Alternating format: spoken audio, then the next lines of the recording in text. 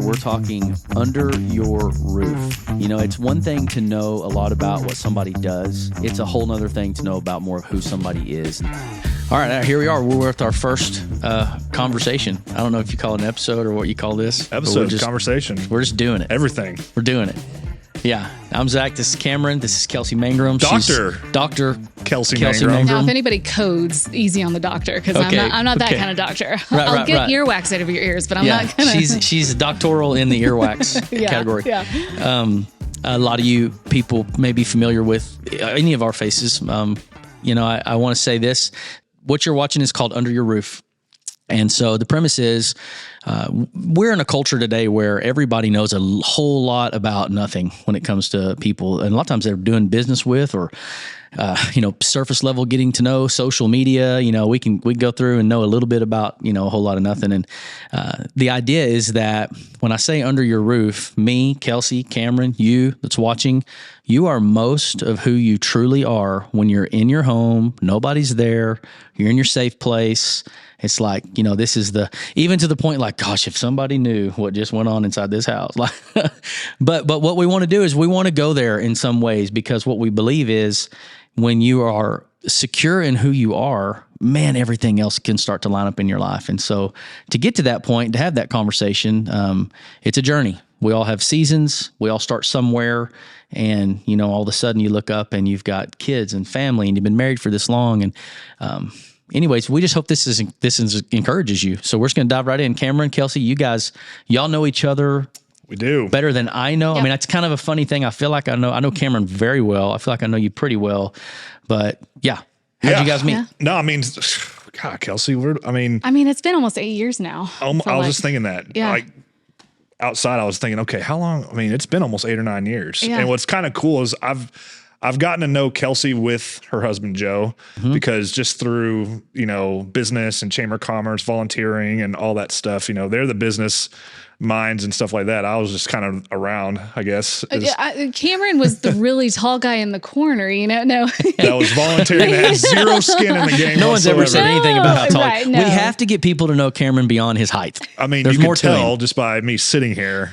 So for those that don't already know, Cameron is Mr. Abilene. He is Mr. Abilene. So he is involved in anything and everything, and he has a true heart for this community. So yeah. Well, I appreciate that. But no, I've been fortunate to know Kelsi and Joe really, I think for maybe again 8 or 9 years, and I think for the most part it's been just the casual inner circles, social events and stuff like that, volunteering, being a part of the Chamber of Commerce and just any type of leadership, business development type stuff around our town. And really it's kind of been recently where over the last year where we have our families have kind of started doing life together a little bit, and our kids have gotten to know each other. And so that's been really cool to meet, to really get to know them on that level, which is why I love this little podcast that we're doing, because that's exactly what I envision us getting into is family, what matters to you the most. Yeah, absolutely. Yeah. And what makes you tick. Yeah. That's been pretty cool. I mean, we had dinner on Sunday and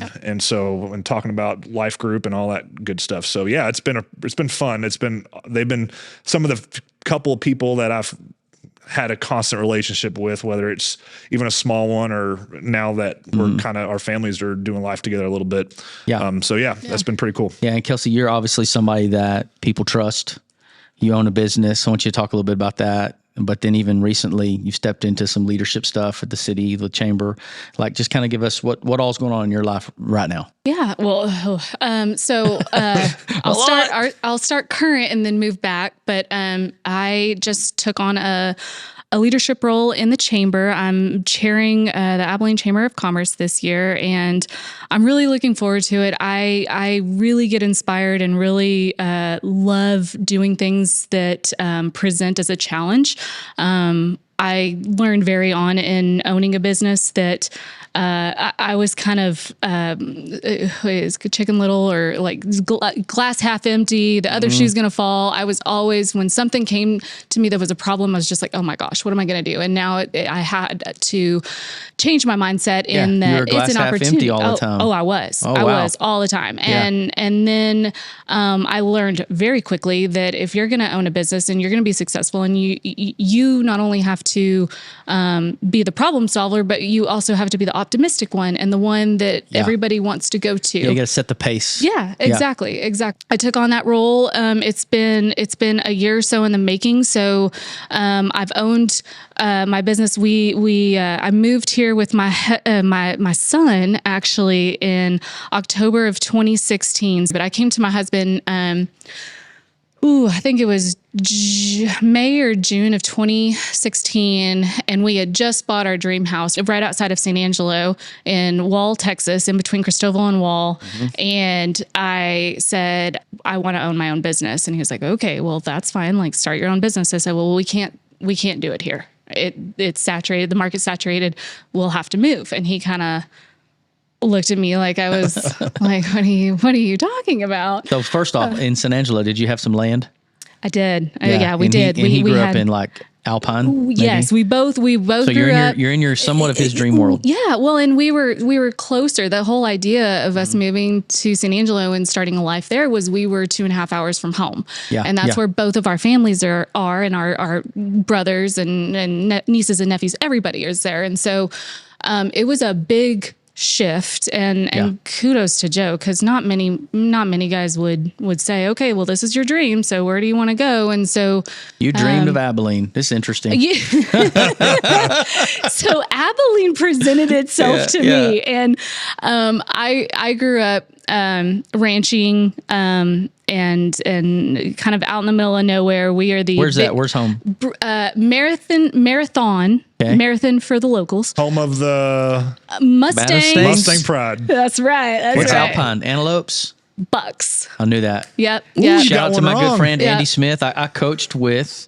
He's the head football coach now at Alpine. And coached with his older brother for 7 years, and then him for a couple. And anyways, we can talk about him later. But go ahead. So coaching. You need to talk to Joe, because that's where he's from. So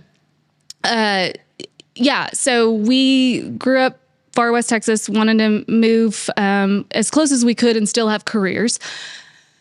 And so we were finally getting ahead, and we got this house, and I was just like, I want to do this. And opportunity presented itself in Abilene. And the only thing I knew of Abilene, the only thing we knew of Abilene was I-20. And we all I-20. And then back then, the Expo Center. And this was like late 1990s, early 2000s. And so, I was at a Pat Green concert there in the early 2000s. Yeah. Back when he was good. Oh, don't you got that. Oh, come on, man. That was part of our wedding lineup. Anyway. I love it. So we didn't know much, but what we did know, we were like, oh, maybe, but so we took a chance, and we prayed on it a lot.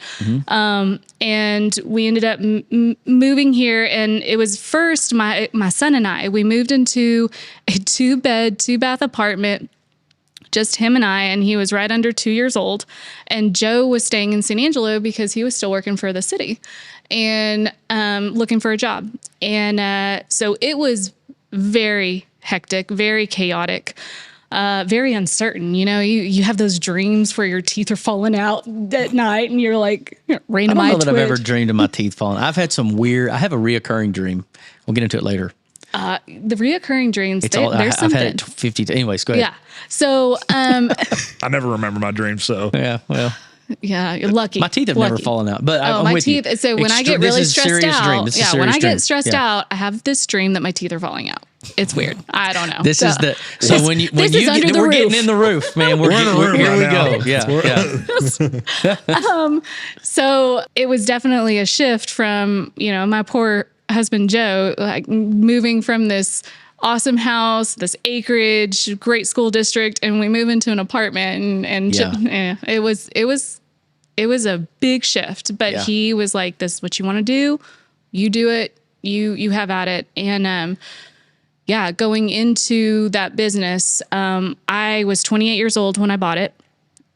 Had no idea how to run a business. My family are not business owners. We ranchers and teachers. We don't know much about it, and so I did not know what I was getting myself into. The day after we acquired the business, the owner came in, and he had about an 18-inch stack of manila envelopes, and he said, "Here's the business." And So it was, get up and go from there. And it has been a crazy. Yeah. So now you've had Holland Hearing. Yep. Is the official name. Yep. You've been there for 8 years? Been there for 8 years. 8 years. How many employees? We have 8. 8. Yeah. So 8 families. Yep. And you service quite a few people. Yep. Big team, big ship, I think is how you said earlier. Yep. So it's awesome. Things I'm listening to is like, taking risks. Yeah. You took a risk, leap of faith, call it what you want to call it. Kudos to Joe.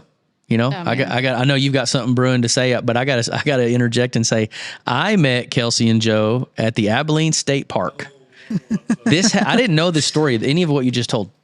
You had to have been, I'm just doing timeline here, probably had just gotten out of that apartment into this house because we ended up, come to find out, we live in the same neighborhood. So here I'm riding my bike with my girls. We're at the Abilene State Park. We just bought a camper we shouldn't have bought, which has been stolen, by the way. And that's a whole nother story. I got lots of stories. We are riding around and there's some dude and he's got a bobcat, like holding a bobcat at the Abilene State Park. And I mean, hey, do y'all want to pet my bobcat? Like, so. So he's inviting people. He invited us in. I mean, it's Joe. So Are we obviously surprised? you'd really sheltered Joe. This whole thing's going to be about Joe. You're like, poor guy, man. He's got left out in San Angelo by himself. Like now he's at the Abilene State Park. He's befriending bobcats, dude. Yeah. And so now that I've learned he's from Alpine, it makes total sense because that's a total Alpine move. Like, so anyways, but he was like letting me pet the thing. And he's like, now you can't tell anybody about this, because we live in the city and we're really not supposed to. But y'all had domesticated a bobcat. No, like it was a pet. Let's not say it's domesticated. He's an that Aggie, was loose. Right? This is, I think I might have met the purest Joe. Yeah. So anyway, but the girls, what was fun is like we left and then they wanted to go back. Why don't bug them? They're camping like this. This is weird. Anyways, I think we went back one time and then we just kind of, it's not the same thing. You just kind of run to each other. But to this day, my kids, they Still think that's Bobcat Joe. Like that's the Bobcat family. So Kelsi, what happened with the bobcat?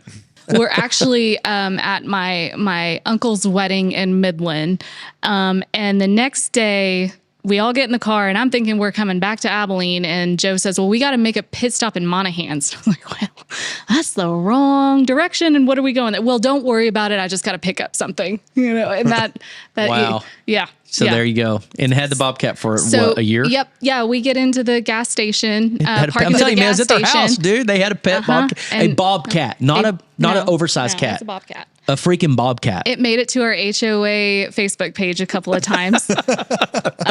It would scale the fence and get out, and then our neighbors who were walking would try. I mean, it looked like a little cat, and then when you got up to it, it would make this god awful curdling noise, and so they were like, "I don't think that this is a bobcat.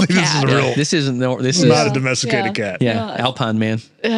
Those Alpine people. Alpine. Yeah. I went to Alpine twice in my life to play college football when I was in college. And I mean, all I remember is we just got to get this win and we got to get out of here, man. Sul Ross, man. Sul Ross State Harvard on the hill. It's actually really pretty. You just have to drive. It is really pretty. You got to drive off the cliff of the earth. For all you flat earthers out there, like you'll think that's a real thing as you head towards Alpine. Got you. Well, speaking of, you had something I can tell. So speaking of, Kelsi's business and Alpine, I feel like I need to mention that you have a business. There's an extension of that in Alpine, right? Yes. So once a month, I drive the 5-hour trek to Alpine, and I see patients out there. Rural healthcare is non-existent, and increasingly so. There's just especially it's now with like teledocs and ways that you can, but people still want like people. Well, and need people, especially in the realm. I mean, a lot of people think that with hearing aids, with glasses, with Invisaligns or dentures or orthodontics, like you can do it online, but you really can't. You need somebody there actually trying to figure out what's going on. And so, I grew up, my dad particularly was very much involved in the community. Mm-hmm. He was on all the boards. I call him the soccer mom of 4-H. We did every goats, steers, horses, everything. Mm-hmm. But he was very involved in the community and still is to this day. And so that carried on both with Joe and I, and his family is too. Yeah. And that's that's the only way that you're going to get a community to thrive and to continue on is if you put the work into it. Yep. Like you can't, I mean, my mindset is if I can put into the community that I'm living in and I can give back, my ultimate hope is one, yeah, I'm going to better it. But two, I want my kids to potentially come back. Yeah. Like that's kind of my goal is. Right. Yeah. Well, you're starting to talk my language. I think of like inheritance. You know, you've inherited some things from your parents, you and Joe both, and now you see the value in it and you want that to continue through. But I know, going back to under the roof, that doesn't come easy. And so you said earlier something about, or I may have said it about pace. You know, you set the pace, you're the leader, I've got to be the optimistic person. You went from being the pessimist to the optimist. Okay, what did that look like? Like, what does it look like when you're trying to be the optimistic person, but in your house, I'm not imposing, but like, hey, I've got a family, and sometimes it's like we go through real tough stuff, but I gotta turn on the best. Mm-hmm. Talk about that tension. Like, 100%. I know you've had a breakthrough in that season. Talk about it. Well, and a breakthrough in the season of being a business owner isn't necessarily a breakthrough in the season of being a family, you know, and it's so I know have you all read The Pumpkin Plan? I've not. Mike McAllowitz. Okay. So it is Pumpkin Plan. The Pumpkin Plan. It is, to me, it's one of the best books for life and for business, but he says you can have 3 realms. You can have your business realm, your social realm, and your family realm. And you can do 1, maybe 2 really well, but the other one's always on fire. And so if you think, and I've always thought about it that way, it's like if you are doing great socially, you're involved in the community, your business is going great, your family is suffering. If you're, it's you can never have all 3. And so it's a constant juggle. And so, if we're going under the roof, I mean, Joe and I, we're very like-minded, but very opposite-minded at the same time. As are most marriages. Yeah. Me and Megan are kind of the same way. I think Megan's more like Joe. Mm-hmm. Me and Kelsi are very similar, but same thing with you and Rachel. Like you and I are very similar. Megan and Rachel are identical almost, and our kids reflect opposites. That as well. Yeah, it's so crazy. So in that fire, like, what do you do? What is that? What has that look like? I mean, Joe and I have definitely, we're very type A mentalities. We get our calendars. He gets his actual calendar. My wife has a handwritten calendar. He does the handwritten. I'm like, it would just save our marriage if you would just get on Google Calendars, please. Nope. That's too much technology, Kelsi. Way too much. Hey, man. It would require him to know his Apple password. You got to rein in the Bobcat. Oh my gosh. Inside you to the Bobcat didn't make it, just FYI. Okay. We put him out on the greener pastures at the ranch. He's doing great. But you can get the Bobcat out of the family, but you can't get the family out of the Bobcat. Is that how you say so it? Damn true. Sure. I mean, I'm pretty sure that's how that goes. Yeah. There's an old soul in Joe that we can't ever let go of. That's what we're saying. There's an old soul. I feel like Joe should be here to defend himself. Old soul and Joe. Okay, I feel like we're saying nothing but great things. We'll get under his roof. Yeah, we'll get under his roof. Where we honestly we're not very good communicators. We are working really hard on that right now. But that keeps us going, is just that calendar and just what we're doing. But also that's very surface level. That's like, we're just doing the kids stuff, the school stuff, the work stuff, the events, the community. It's like, what are we doing for ourselves and what are we doing for each other to feed into our cup and feed into ourselves? Yeah. Have you ever gotten your calendar out and said, okay, the first thing we're going to do is we're going to map out what we're going to do with our family? Like you talked about those 3 different circles. One's going to be on fire. I mean, I speak for myself, so I just assume y'all have dealt with this. We went through a whole 10-year stretch where we never put the family first, which means I sure wasn't putting my wife first, and I didn't even know I'd go ahead and just say biblical priorities look like.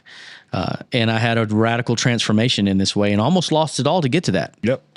Like going through the fire. Same.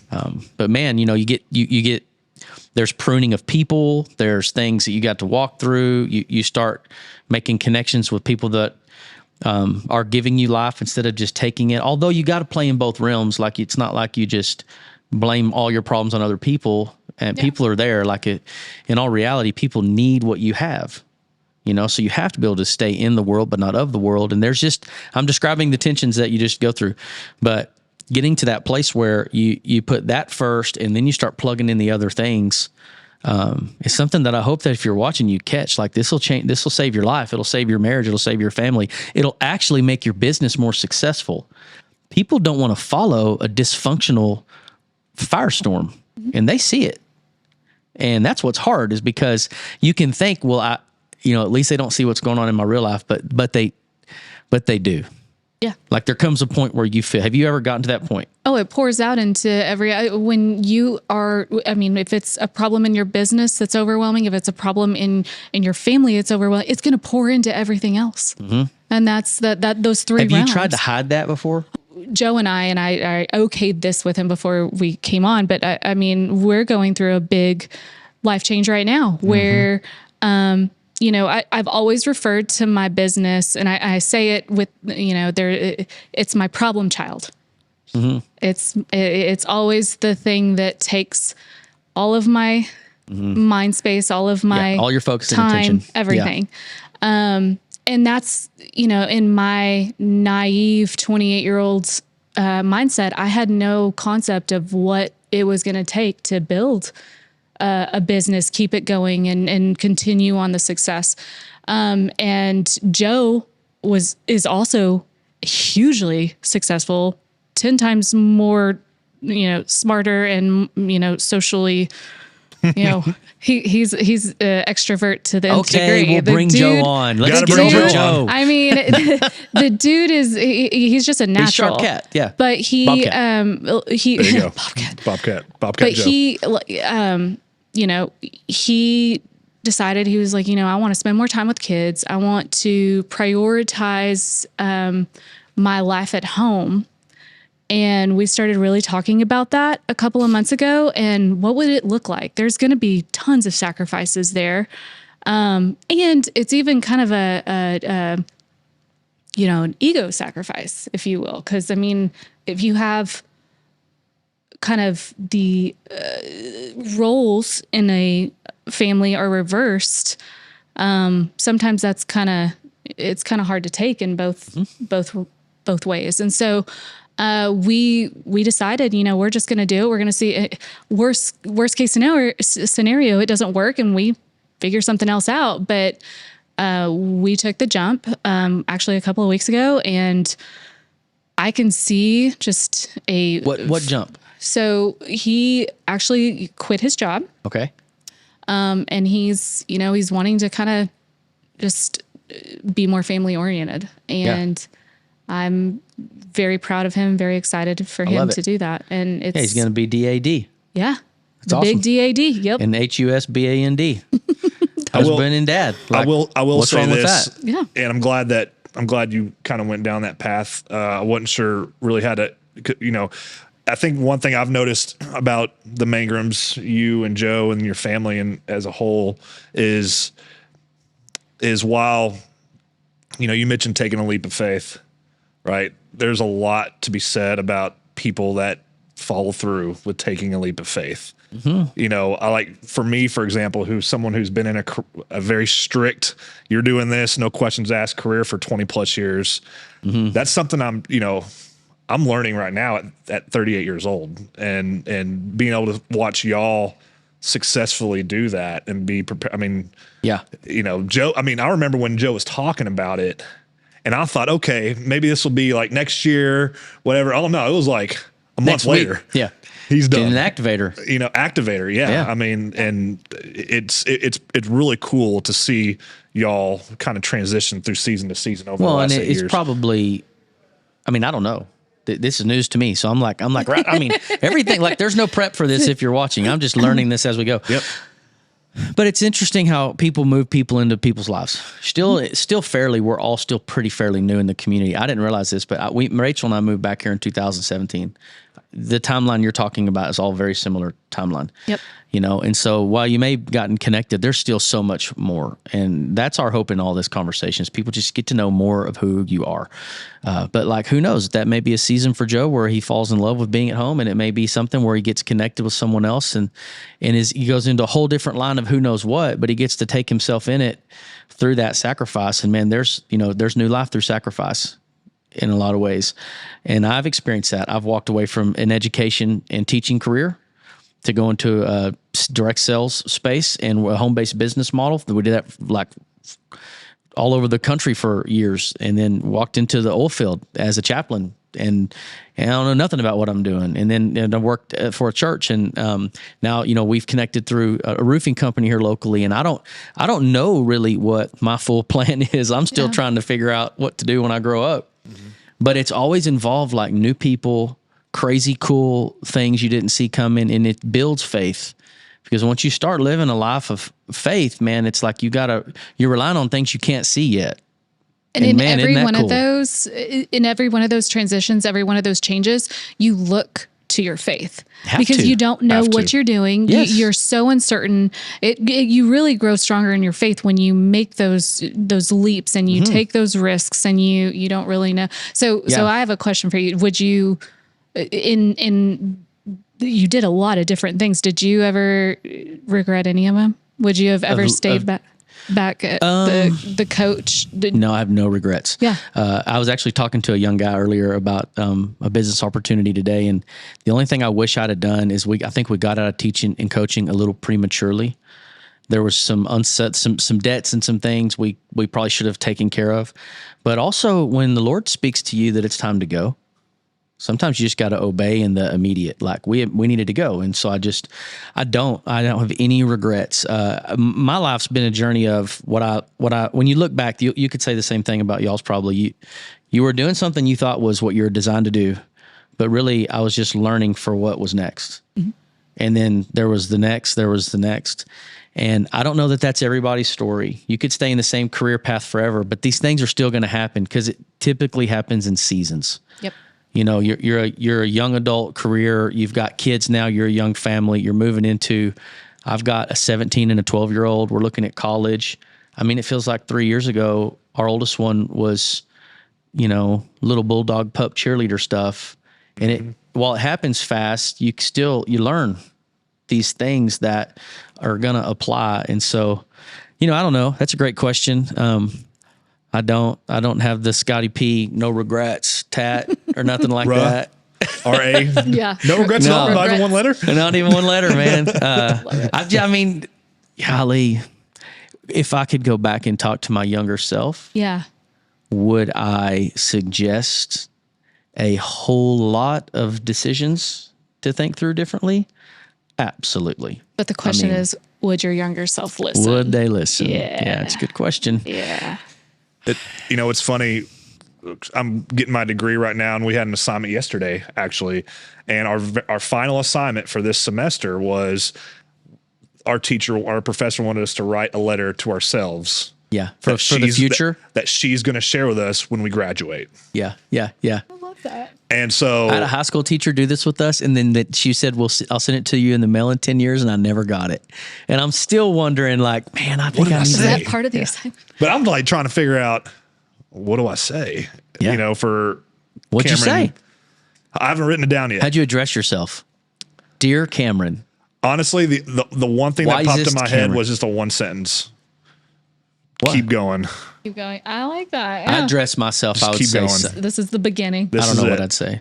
How old are your kids?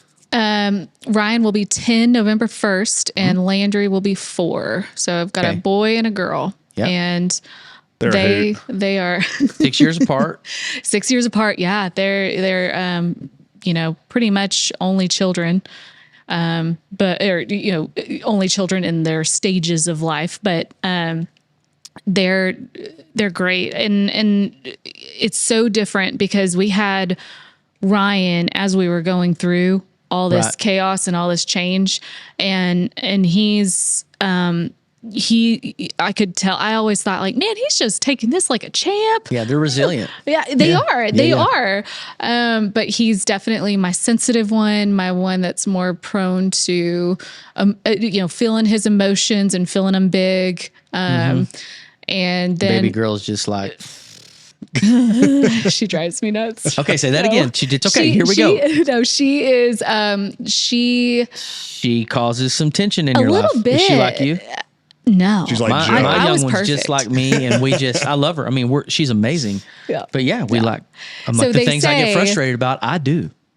Okay, That's my there's another youngest. book, if you guys haven't read it. It's called The Birth Order Book. It's by Dr. No. Kevin Lehman, and it gives you your exact traits. And it is First kid, second kid, third first kid, second stuff. trait. Yeah. So first kid is Link most Harris like is their knows all son, this. and second, so first son most like their mom, first daughter most like their dad. I about right. need to see this. Although I feel like I've crest. Well, actually, no. Y'all want the terrible news? Yeah. I sat down. This guy's got a load of wisdom. His name's Bob Eagle. He's one of my favorite people ever. And I was getting to know him. We're having lunch, and he's at a whole different stage of life. He's asking me questions about my life, kids, this and that, and like we struggle. There's stuff going on. And he said, man, it only gets harder as they get older. And I'm like, your kids are out of the house. You have grandkids. He's like, yeah. That is a fact. We're in the hardest parenting stage of our life right now. And I'm like, what are you talking about, man? Like, no. And I'm just like, it was hope, but it was also like, golly. So the struggle's just going to be the struggle with her. So, yep, my daughter is my daughter's my defiant one. My daughter, my son will talk back, but he'll ultimately he's the oldest child. He wants to please. He wants order. Yeah, My daughter, I see that in our older one. yeah, my daughter is the opposite, and so she, she doesn't give a crap. She doesn't care. She do what she want to do, and my husband just loves oohs it. and ahs, and Yep, I'm just like, yep. no, you To be got fair, she It's is so super cute cute though. and so fun and so yeah. And she's got like the sweetest like voice. It's like, it's like I don't know. She knows what she's doing. It's just a very soft. Oh, hey, they learn that stuff. They learn They do it. it quick. Yeah, They do yeah. it real quick. But and going under the hood, my son, he did get diagnosed with ADHD last year, and we had a really, really hard year emotionally, all of that, and that was another thing. You where share these things with like people that work for you? Oh yeah. Oh yeah. No, so if you can't call yourself a work family if you don't Yeah, I love share your Yeah. thoughts and Well, some people really sit around and think that they got to hold a few cards close to their chest. If people find this out, then it's going to cost things. In reality, it's like such a lie. The more real you can be, the more people want to know more about you. They want to follow you. I mean, I have no interest. I'm 44 years old and have followed a lot of stupid stuff to get to this point. I have no interest in following things that aren't genuine. None. Even if I don't have the same like thought or values. Right. As long as you're like really who you are, I can go there. Otherwise, like, I'm like a self-proclaimed previous poser. And so I can sniff them out fast, like, come on, man. Yeah. What are we really talking about here? And so, but I don't judge it either. Cause I know, you never forget where you came from. Right. Kind of deal. Right. And so, gosh, I love these kinds of conversations. I think it's helpful. I think the more real you are with anybody, and the more you talk about how your life isn't perfect and how you do have struggles, the more approachable and the more people want to be around you. Relatability. Yeah. Yeah. I So think social media messes that up. I think also, being out there amongst, society and everything where, of course you're not going to walk around if you're out and about trying to promote not only your personal brand, but maybe your business, maybe the community in some way, shape or form, and I think you get lost in that, where, hey, back home, like you were saying, the 3 pumpkins or whatever, the 3 rings, like back home is a dumpster fire, but out there, everything seems You all gotta put on hunky a dory, face. but there's something Yeah. about surrendering and, like you said, being just completely transparent, that there's so much freedom in that to where it doesn't matter what anyone says or what you think. Like, well, because the fight inside the home when you don't do that is what, and I don't know if it's worded this way, but in a marriage, when you have to put on the pretty face to go out and be the perfect person for everyone, you come back into that and your spouse will detest that. Knows the real deal. Yeah, it's sickening. Yeah. And I've had to journey through that where, you know, and I thank God for my wife to be real with me in seasons to go, yeah, what does it feel like to fake who you are? I heard some people say like it's okay to not be okay, but it's not okay to stay not okay. Yeah. So you have to have somebody in your life, your spouse, number one, I believe, I call spiritual parents, you know, and then, you know, brothers, sisters, family. You said work family, people that you've given permission to say, here, you know, the fullness of who I am. Man, when I get off kilter, like I am expecting for you to challenge me with a question. You know, I was talking to a guy yesterday and he's talking through a situation they're in, and they gave an answer to something and the person looked right at him and said, "Are you lying to me right now?" And he said it like it jolted him because he's always raised his kids like, I don't care what's going on, you tell me the truth. And just that question, you know, like, how's your soul? How are you really doing? Are you lying to me right now? Yeah. You know, and I mean, it's just like that. We have to have people like this in our lives. We have to be people like this for other people, because what good does it do if you go build some massive empire of a business and you lose your family along the way? What does that say? Yep.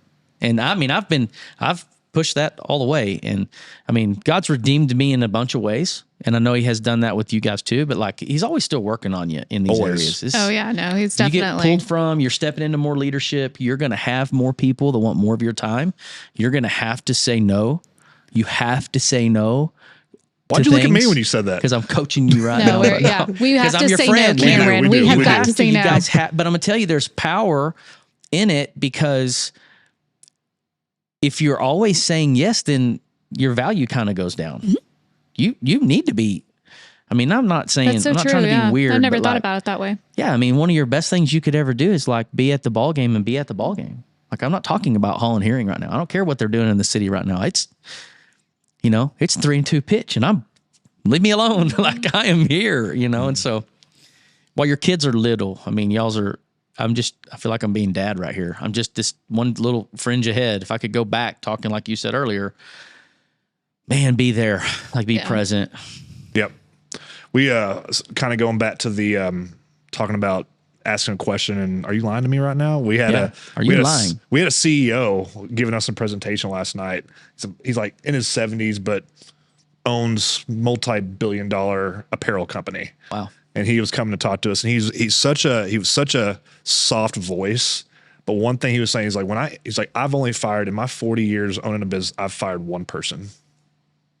Wow. Like, I am not and the only time that I what do you fire him for? If you are go against ethics, or drugs or sexual assault, you're out. Yeah. One of those three.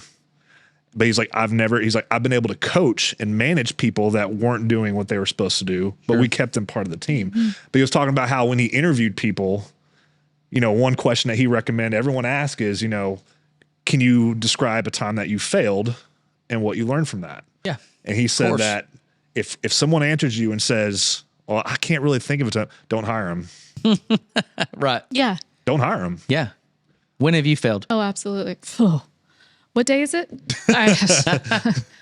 Oh man. I mean, failing is part of learning. I fail all the time. I come up with these crazy harebrained ideas, and my staff just looks at me cross-eyed, like, "Okay, we're changing something else Drives again." Them crazy, doesn't it? I am. I'm a dreamer. I am an ADHD entrepreneur, so I'm just like, "Ooh, this looks cool. This looks fun."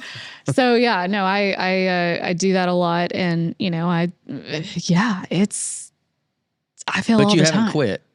No, I've subscribed to the idea is that you can't fail unless you quit. No. You know, and so you're going to fail forward. You pivot. It's my favorite. Yeah. There you pivot. I like that.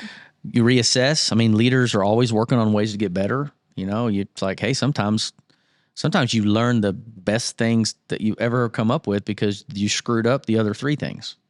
you know? So Kelsi, let me ask you, as a leader and an influencer, whether you want to believe it or not, you are in this community. Everyone's an influencer. Everyone's an influencer. Everyone carries We just had influence. this conversation in church on Sunday, didn't we? I was there for Beltway. Everyone has an influence. You're Everyone right. look You're at the right. camera on the count of three. Say, I am an influencer. 1, 2, 3. I am an influencer. Okay, now go. All right. So as a successful businesswoman, someone that is very involved in the community, like what are your, don't mean to put you on the spot with this question, but in terms of your leadership style, whether it's in your home with your family or jointly with your husband within your marriage or in your business or even out in the community, what are your non-negotiables in terms of like, if you want me, Good question. If you want me to be a part of this, my brand, who I am, involved in whatever it is out there, what are your non-negotiables that you set before? Unlike your CEO that you were talking about, I have had to fire quite a few people, and it's my least favorite thing to do. And I feel like a failure when I've had to do it. Yeah. But the thing that I have always told him is the only two things that I ask of you is your loyalty and that I can trust you. And if you break that loyalty, I can't have either one. And I unfortunately, I can't have you here. My leadership style is very much, if you have a willingness to learn, somewhat of a sense of humor, that's optional, but I mean, you can have, at least laugh at my dumb jokes. At least act like I'm funny every now and then, make me happy a little. But go getter, you're not a know-it-all. You're not, I think that those core values are so lost on so many now. It's all about, what you know or what degree you have, or, trying to get skilled workforce right now with audiologists in any kind of, higher education people. I think that the core skills of just being relatable, having that relationship building mentality. I genuinely care about you as a person. I genuinely care about you as a human. That is what I want to bring in. And that's what I try to tell my staff and my kids, my family. You care about others. You bring whatever capabilities you have to help other people, and you do it to the best of your ability. Because not only are you going to give to them, but they're in a way you get back. And so never stop giving, never stop, trying to be better as a person, but definitely give to your community, give to your patients, give to your friends, all of that. Work-life balance. How do you do it? I still haven't figured it out. Not very well. To be honest with you. It's especially as you've taken on this new role for a year. I mean, it's only for a season, but how. And with Joe, obviously transitioning to something new, family dynamics is obviously shifting around just like mine is. I mean, we've all experienced it in some degree. How have you and Joe kind of approached or are approaching this season of life?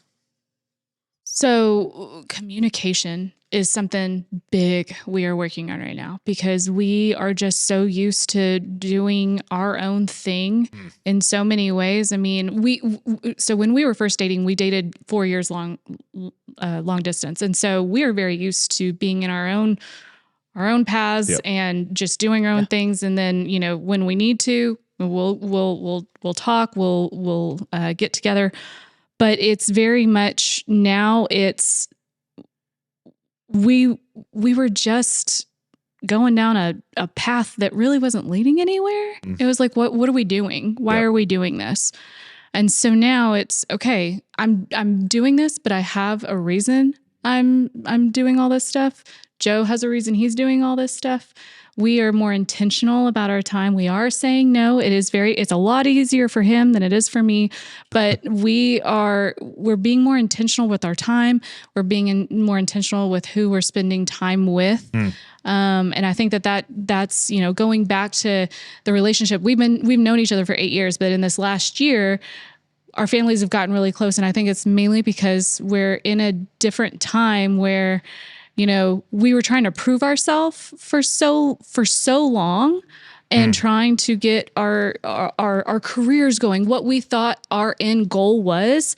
And I think in a way, a lot of us have gotten there and we're kind of like, well, we didn't really need to do all that. It's kind of like when you graduate college or you graduate high school, you're like, yeah, all right, it's all done. It's a gravy train. Now I just get to collect a paycheck. But then you're like, well, there's not really much meaning once you hit that perceived goal. And so then it's kind of like, well, what's the new goal? But then I think now I'm at, I've got my family and that's my goal now. That's good. Good. So being a mom, being a wife, being a mom, you're saying is more important than all the rest of that? Right now I'm working on being a child of God as being the most important part. And that is something that I am falling so short on, but again, trying to keep that as a goal, but also being a better wife, a more understanding, patient, loving, attentive wife. Being a mom, I've always been that person. I tell myself, being a working mom, I'm a better mom because when I come home, I have more time. I was telling myself I have, I see that time is more precious, but I also get more distracted. I get on my phone. I do all these things that I'm like, I really wasn't being the person I was supposed to be. So yeah, it's a whole mindset change. It's not just what are you doing to do it? It's a mindset more than anything. Well, we'll land the plane with this, and it's a few things you just really said: having purpose, a shared reason. You and Joe be on the same page with what you're really desiring. Is how do you get through the chaos, the function? How do you have work balance? The reality is, having a family, having a job, doing life, it's all chaotic. So in some ways, you just got to embrace the chaos. Like there's no cookie cutter way to do it, or we'd all write that book and we'd all be billionaires selling it. It ain't going to happen that way. Right. But you get on the same page with a purpose, and then you have a vision. You're working on communicating. You're doing the things. But the best thing that you just said, the best thing that we just said in this whole entire thing is working on learning how to be a child of God. It's out of your identity where you really can be successful in all these other places that you're desiring to be successful. And people are going to follow you, and they'll know you by your fruit. And when you bear much fruit, which you're called to do, then you'll help people in more ways you knew you could even help them. But you won't do that if you're coming from a place of, I have to do this so that I can have this so I can be somebody. You described it. That's called proving myself. What you're really working to is expressing yourself. This is who I am. I am a daughter. I am a son. From this place, I have inherited everything I need to have in order to go do whatever I'd want to go do. I mean, now it's more of, let's go change some lives with what we're doing. Does that make sense? And I just talked to a guy yesterday. He wrote a book. His name's Danny. He's newer at Abilene, and he's self-discovered that concept of when people are doing one of two things. They're always trying to prove themselves or express themselves.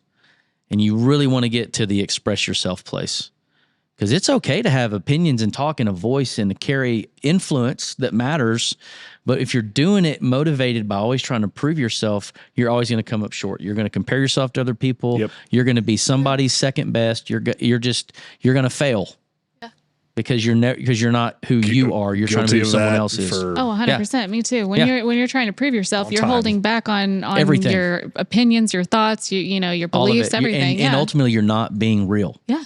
100%. Goes back to the genuine thing. It goes back to the genuine thing. I love I love that answer. I think we were talking about this Sunday, talking about like, I've noticed that when you prioritize your faith, I love it doesn't go on the plate. It's not a food. It's the plate. I know, man. Yeah. But like I love the first sermon of the year, the last 4 years where at church, where it's God, your wife or spouse. Yes. Kids, your children, everything else. Yeah. That's the priority. And I swear I think about that daily. Yeah. But it's funny is when you really decide to pour into that, it's almost like there's a lot more challenges. It's almost like it works. Yeah. Well, it's almost like you're challenged with a lot more. Because if you put them in order, if you number those things, God 1, spouse 2, kids 3, and everything else 4. The biggest problem is we try to put number 4 in the number 2 chair, or we try to put number 3 in the number 1 chair, and we put the number 1 down in the 5th chair. True. And it's just put the right thing in the right chair. I've just noticed a lot of small losses, but bigger wins. Yeah. When you decide to really pour into that first, because you're always going to get constantly attacked the more you try to pour in. Well, you feel when you walk into a life of faith, you feel like you're having to give up everything, all the stuff I've built.